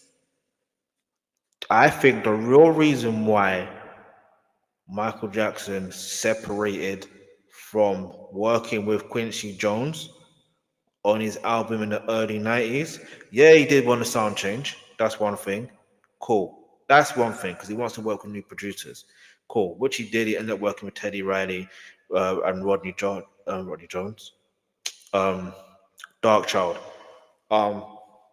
So the thing is, yeah, I also believe Michael Jackson heard something about Quincy Jones that made him realize, yep, it's time for me to bounce. Oh wait, no, wrong context of the conversation. It's time for me to get up out of this situation working with Quincy Jones. Do you get it? Like, that's what I want to see on that. That's what I want to say. Because Michael Jackson's not physically here to speak on it. Obviously, he's going to say whatever he said. But I think, like I said, I'm a conspiracy theorist. I believe there's more to it.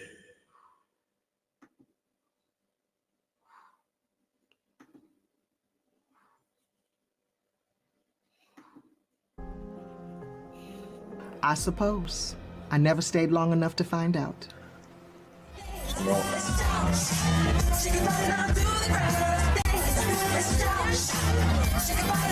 So who was with you this weekend?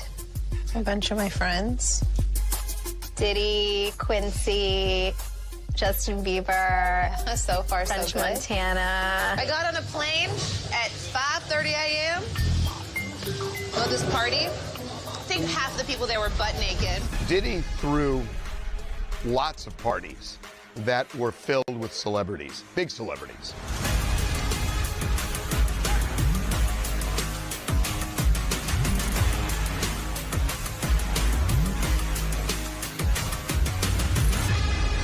Toast to Sean Combs, Puff Daddy.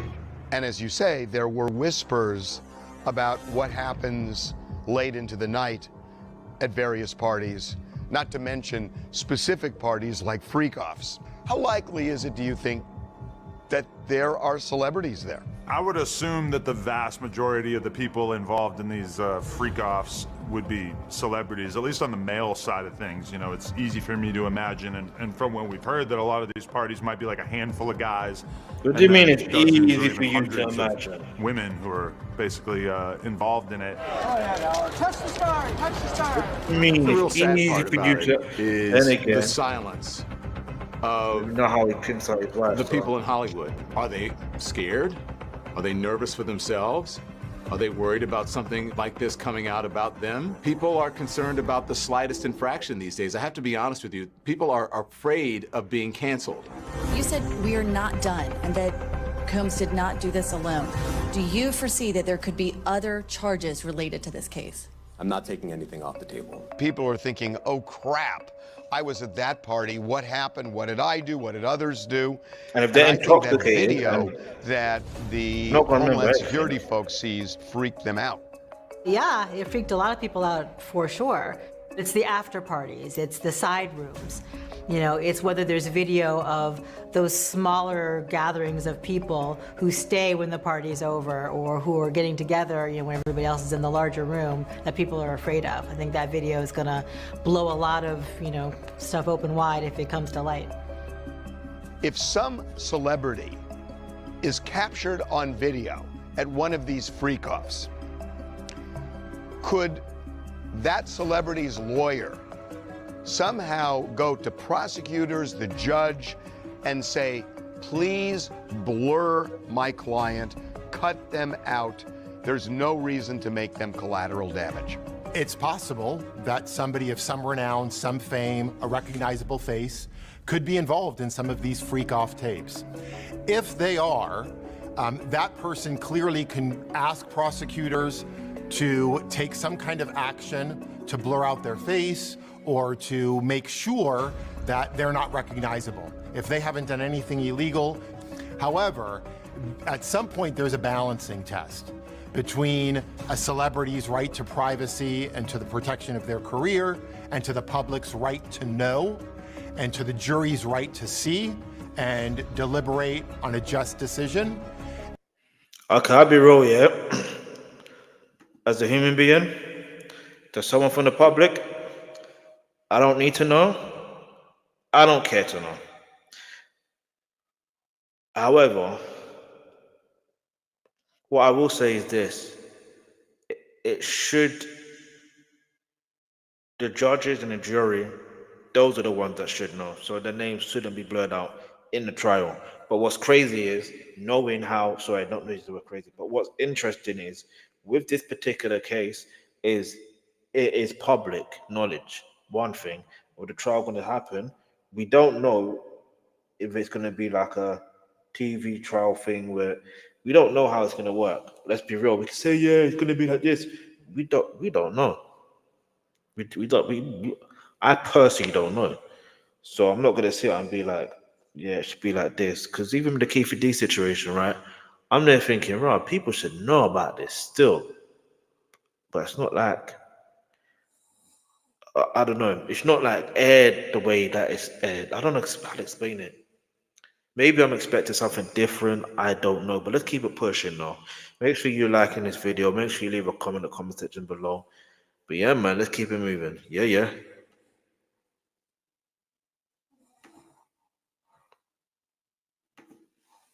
And every time the prosecution is going to choose the public's right to know and the jury's right to do justice over a celebrity's right to remain private. If I was a Hollywood celebrity and I was at one of those parties, I'd make sure to talk to a lawyer because I could easily be dragged. All right, Charles William 152. Nice.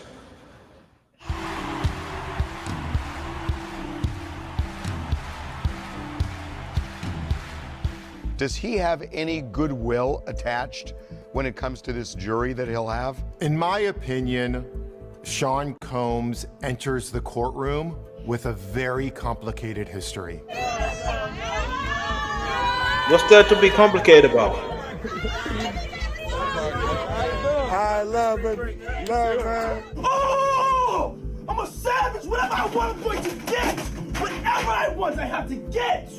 I think the defense is going to have a difficult time portraying him as a choir boy or as someone who is beloved by the public. Sean Combs is someone who has been consistently in the crosshairs of law enforcement since the 90s when he first came into prominence. So he's a complicated figure entering that courtroom. He's not complicated. If, Nancy, Diddy's lawyers say in trial, look, the prosecution is infantilizing women by saying that they were at these freak-offs under duress or pressure, that people go to orgies, people do drugs. To assume that they didn't have the right not to go or to leave when they wanted is a huge leap. To that, as a prosecutor, you would say what? So when evidence comes out of Sean Combs beating, threatening, chasing victims,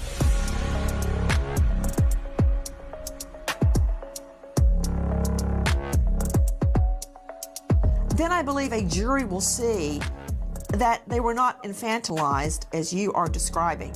Yes, they were coerced. Yes, they were forced. Yes, they were asked to change their stories. They're going to show that video over and over and over about what happens to women that won't change their stories. If the defense can find witnesses that participated in these freak-offs who are willing to get on the stand and said, I did so freely, I was not coerced, I wanted to do these things, and they have enough witnesses that are compelling, that will be their best defense. It's not illegal to be a freak. It is illegal to drug people, coerce people, into doing those things. We hear that these investigators have been contacting individuals that they have seen on this footage. One person, in addition to the accusers who have filed these civil suits, is a male sex worker. And that is, okay. It's pretty stunning that we're going to that Diddy's lawyer could subpoena some of the people who were at these parties, knowing they were there because there's video of them, and all of a sudden they're forced to take the stand and talk about this. I have to imagine anyone who has participated is absolutely terrified right now. Because imagine if you started participating in these parties years ago, and now you've gone on to become a trad wife, or maybe you're just a stay-at-home mom, and that is not your life anymore. But you might be subpoenaed and you might have to testify to things that are on these videos. It's absolutely horrifying, but I will say it will be a really compelling trial. Just wanted to give y'all a taste of what it's like being in a mix, mixing a record. What you got to say? I just want to say thank you to everybody, and I hope everybody likes the record. It's definitely an honor to be on what Puff is calling a bad boy classic. If I'm the defense, I would also point out that there was also a financial motive here for these women, right? It's not just consent.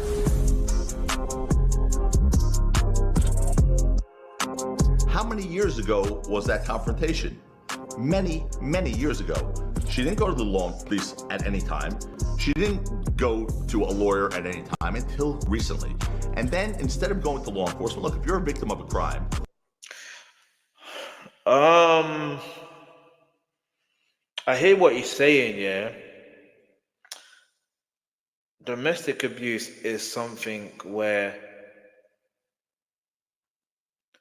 you can't even dispute certain things, yeah. Here's why. Because you don't know what's going through their mind.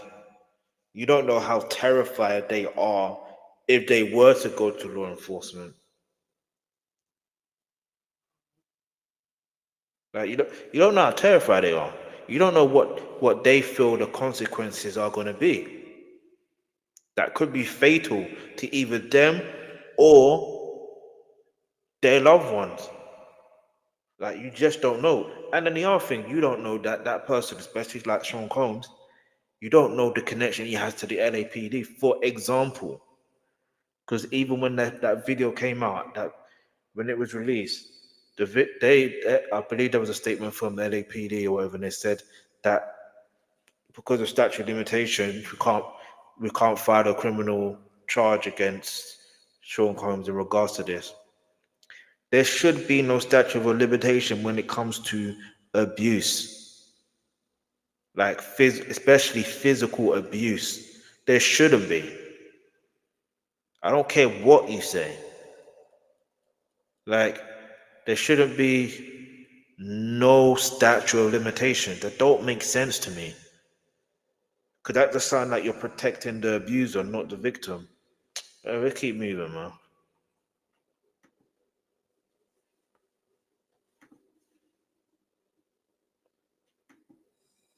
The first place you should go to is the police. She didn't do that. She went to a lawyer and tried to get money, okay? And I'm just telling you what the defense would argue here. And she got money. All of a sudden, all these other victims came forward. Everyone who's claiming to be a victim. I see what he's doing. Was He's trying looking to for money. in the mindset of the defense. That's a motive. That's proper fodder for cross-examination. I understand. I get it. They are going to ascribe motives to the women, that they would sleep with Combs or his cohorts in exchange for a career boost. There was all the quid quo pro.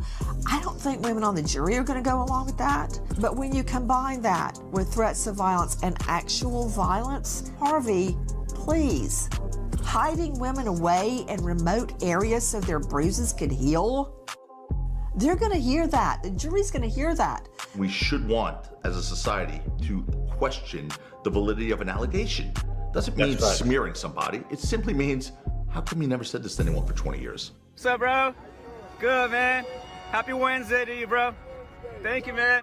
I have interviewed a lot of people for this documentary, and a lot of them have said game over after they saw the Cassie video. Does this compel you to put him on the stand and explain it? I don't know that I could keep him off the stand. I think he is very eager to tell his story, and I think he will tell every part of his story, including what you see on the video. So I expect it's going to be explained by the both of us. The thing that's missing from this story is the overall context of the entire situation. And when that context is appreciated, what people are going to see clearly, this was a long-term, loving, intense relationship that had mutual infidelities. And that is the reason why you see some of what you see, on the video. It's kind of breathtaking that what you're telling me is that Diddy is going to take the stand and he will be cross-examined about this video, about the violence in the video, about the freak-offs, about allegedly blowing up a car, all of those things. That feels kind of dicey. He has his story, and he has a story that I think only he can tell in the way he can tell it in real time. And it's a human story. It's a story of no, that's not love. That's abuse. Of hurt. It's a story of heartbreak. Abuse. I mean, when he describes that relationship, the word he uses more than any other word is heartbreak. He was heartbroken. She was heartbroken.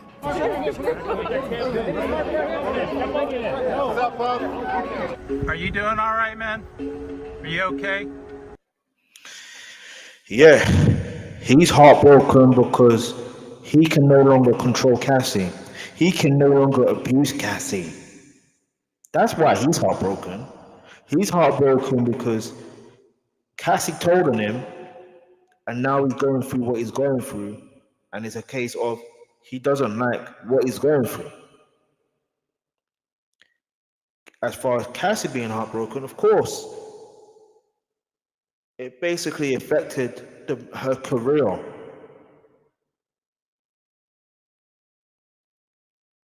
It affected her, because you always feel, not always, I always have this feeling of like, how comes you hear of one artist, and I'm not saying that she was a one-hit wonder, I'm not saying that, but it's like, sometimes certain artists, you're like, raw, they should have more songs, they should have more albums, but then you realize, hang on for a minute, there's a reason why they don't have that many hits or songs. It's because their label, or whoever, is controlling them. And in this case, Diddy was manipulating Cassie's career. Okay, yes, she was also a model for one of his clothing brands or whatever. So that's one thing. But you have to think about, there's so many levels to this. Because she was with Ryan Leslie at first. Is it Ryan Leslie? I can't remember.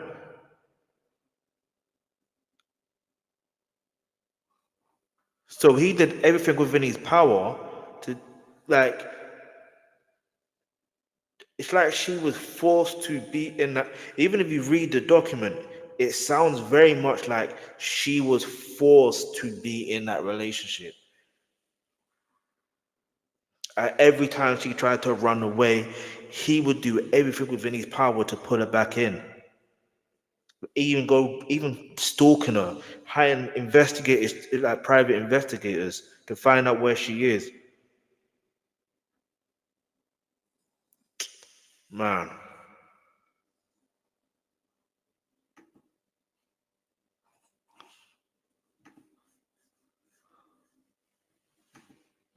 Are you all right, man? What kind of a jury does Sean Combs want? Men, women, white, black?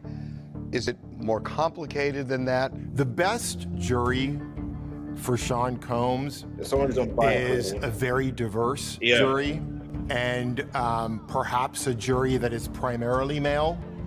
He 100% wants black people on the jury, people that understand where he comes from and the hard work and dedication that he had to show to rise to the level of prominence where he currently is.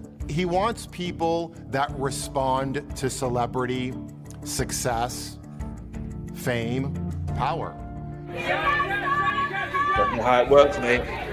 You need people who are unbiased, As a former sex crimes that don't even know who you are, these cases, as hard as that may sometimes be. women are the harshest critic of women. You know, severe judge of the credibility of other women making accusations. Honestly, older black women from Brooklyn, you know, where I'm from, where he's from, they're street smart. You want street smart jurors is what you want here. What kind of jury do you want? I want people who've gone out and had a life with romance and love and loss and cheating and heartbreak on their own.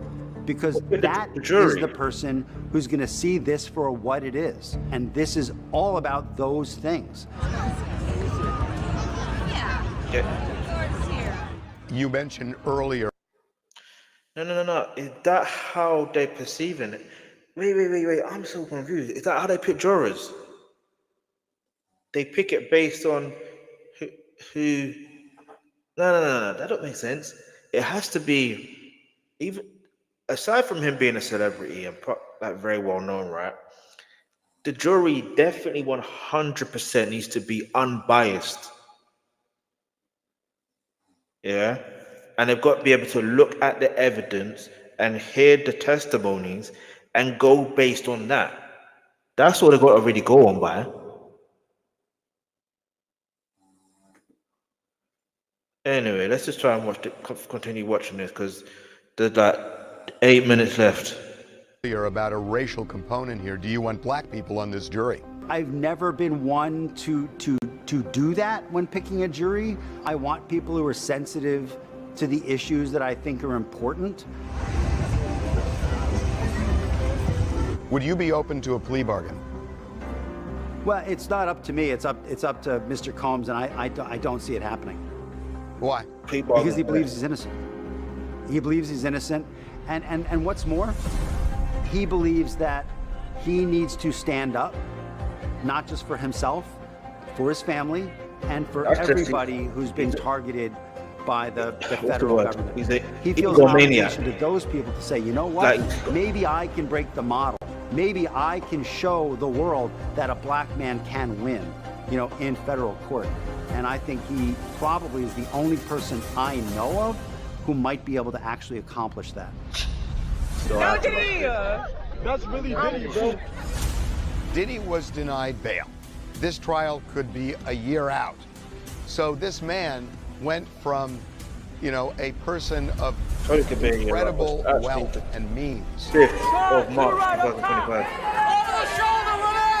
to somebody who is now in a very small jail cell, mostly in isolation. That must be beyond jarring.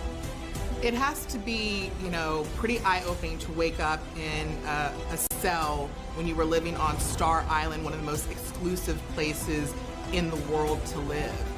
But again, I think it goes back to that Cassie video in the hotel. Anyone who has seen that video thinks to themselves, I'm glad Diddy is sitting there eating his bologna sandwich on his very hard cot.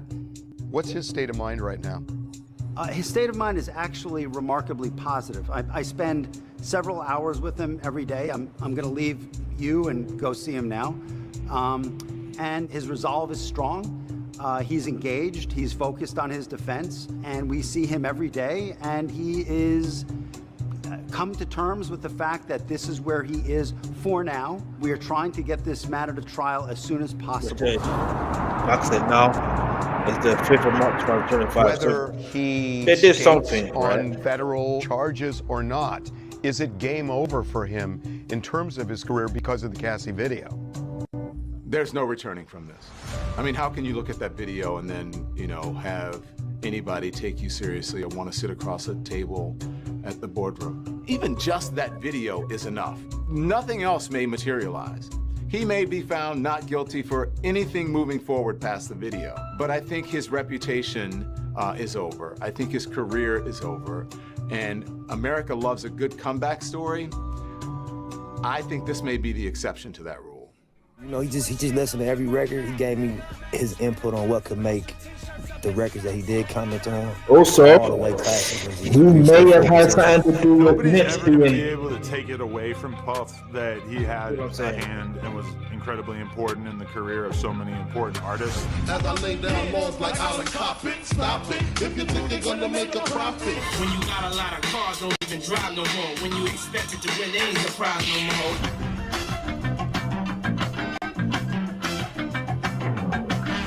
Yeah, what you know about going out? Head west, Redlex TV, talking to headrest.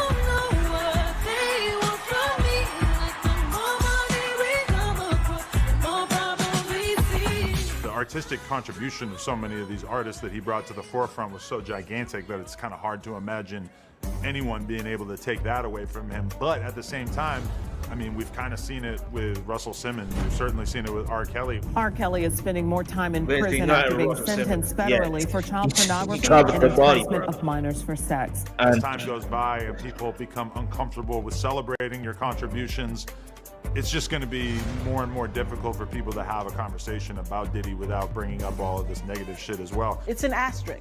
It doesn't negate what you've been able to achieve. Far be it from me to ever act like, I mean, I danced to quite a lot of those songs. I'm not going to be a hypocrite. Nothing about me is a hypocrite.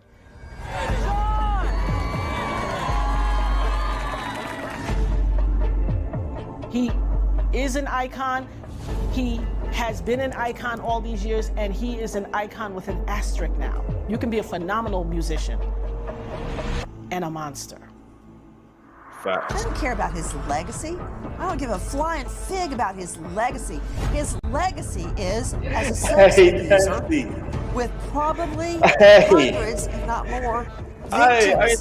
That's his legacy. Don't ask me anymore about his Hollywood legacy. I don't care.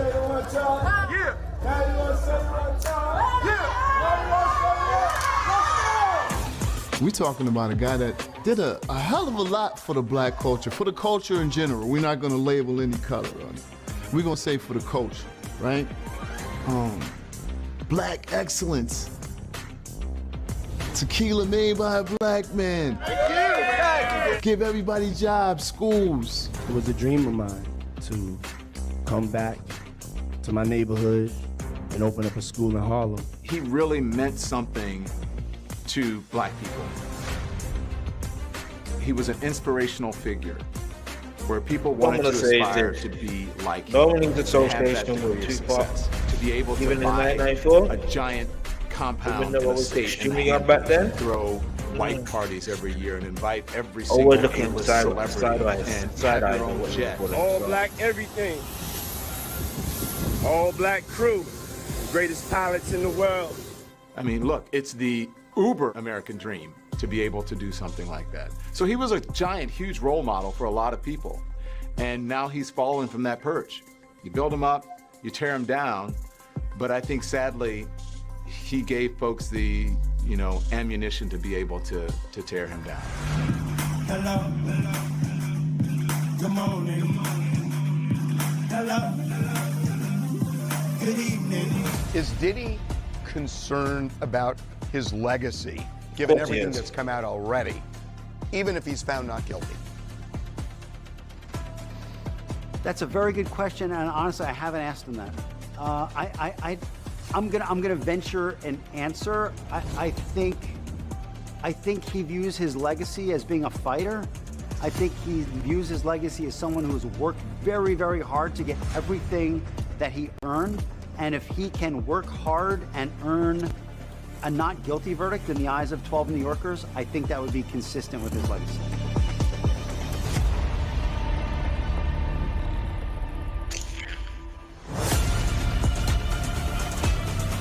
Okay, let's have we reached the end of this documentary.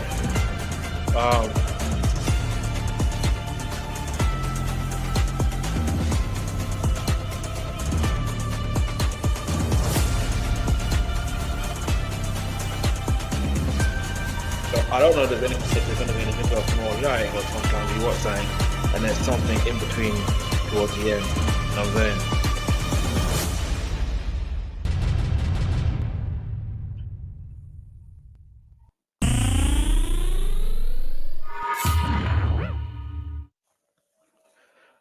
All right, so that's the end of that. And what I could say in regards to that, yo. Anyway, like, follow, subscribe, share for more, all that. Let me know what your thoughts are in regards to this documentary. I'm intrigued to know, get me, because I just feel like, when it comes down to being a human, I'm not even gonna, like I said, it's not about a black, it's not about white, it's about being a human. If you have done wrong, I'm telling you, you're going to face the consequence of that. If you do right, you will face the consequences of that. I'm looking at positive consequences because everything you do comes back around. That's just how life is. So I just feel like his lawyer or his attorney, if there's going to be a part 3, I would suggest that his attorney just say, you know what, we can't be in part 3. We're just going to focus on our defense. I didn't say I don't want to speak for him. You know what I'm saying? They just need to focus on his defense and forget the whole fact of being in documentaries and stuff like that, and just focus on the fact of I don't even know what to say, man, because he's really a monster. He's genuinely a monster. But anyway, follow, share for more.